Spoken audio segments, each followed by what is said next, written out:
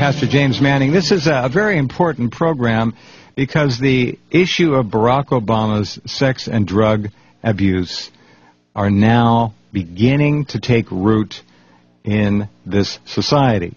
Albeit small, it is beginning to be noticed. The Globe is in God only knows how many tens of thousands of stores in this country, maybe hundreds of thousands. This is the second issue they've done on the Larry Sinclair story.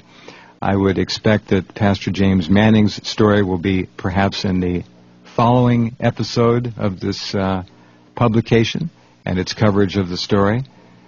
So, with respect to your earlier comment that you're surprised that Larry Sinclair is still alive, is safety to be found, Pastor Manning, in publicizing issues like this? Some people say the more people that know, the better.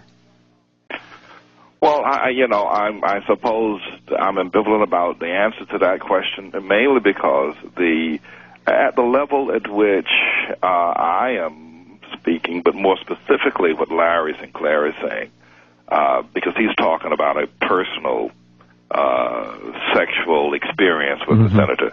And that is far more condemning than the information that I can present. So therefore, his life is definitely at stake. I think that there is no safety for Larry, not even in a large number of people coming forward. Historically, you don't get a large number of people coming who do know information such as what Larry knows, and every choir member in Trinity United Church of Christ knows in Chicago, and people around the south side of Chicago knows as well. They don't come forward. I mean, they just don't come forward on issues like this. And then it isn't just the fact of fearing for death, but you have a large number of people who sympathize with the senator and feel that, well, we'll just wink at his weaknesses.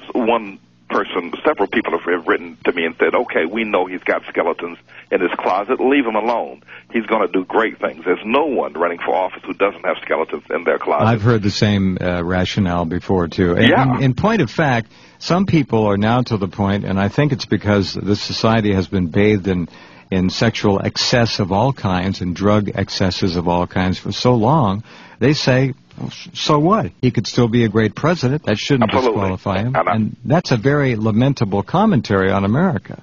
Well, I get a lot of that. And then, of course, the people and the circles in which Barack has traveled, you're talking about the African-American people, and for them to turn him in, there should be a loyalty to Obama by black people, no matter what he has done. Do not betray him. But there are people who are willing to do whatever it takes to make sure that nothing hinders this perhaps great and historical moment for black people.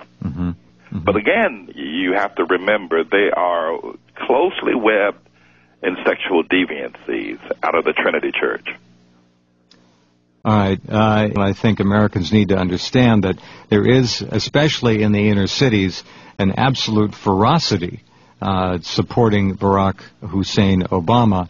And this is a rather unusual configuration in American politics because these people, many of them, will, on their own, without being encouraged, do, as you say, almost anything to further the interests of their hero. And that is a very dangerous political issue.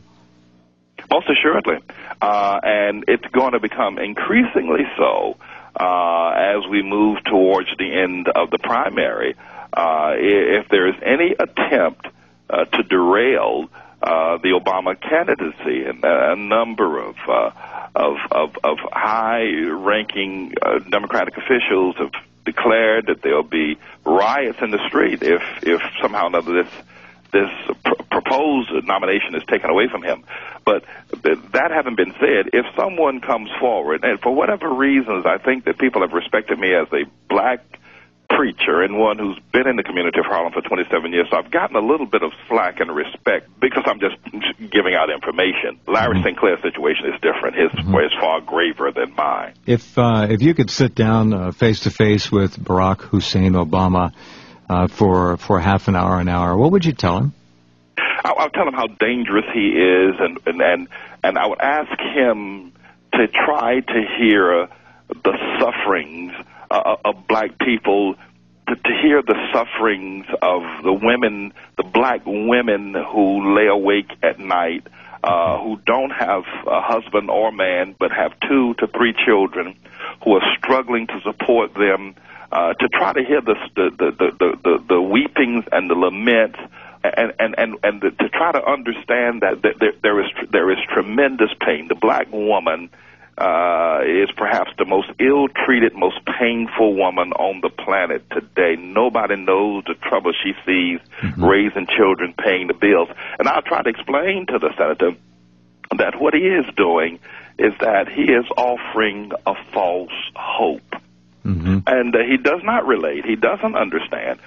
And I can appreciate that, Jeff. My problem is, the larger problem I see, and one of the reasons that I started on this campaign, is that the black nation can't understand that he doesn't understand that they don't perceive that he is so alienated from them, so outside, so ostracized away from who they are or their concerns, and that he will never reach in to touch them. And so they're giving themselves wholeheartedly over to a fairy tale. It just doesn't mean a thing for them, and it's only going to bring more pain and more disappointment in his candidacy. So that's my problem. And the other thing is that, you know, the black nation have routinely been made wrong choices with their leaders over the last 50 years, which has brought us to the office. That's a very important point, which I'd like to explore with you perhaps in another conversation. Pastor James Manning, thank you very much for being here tonight and sharing your views. Thank you for having me, Jeff. Indeed. Good night, sir.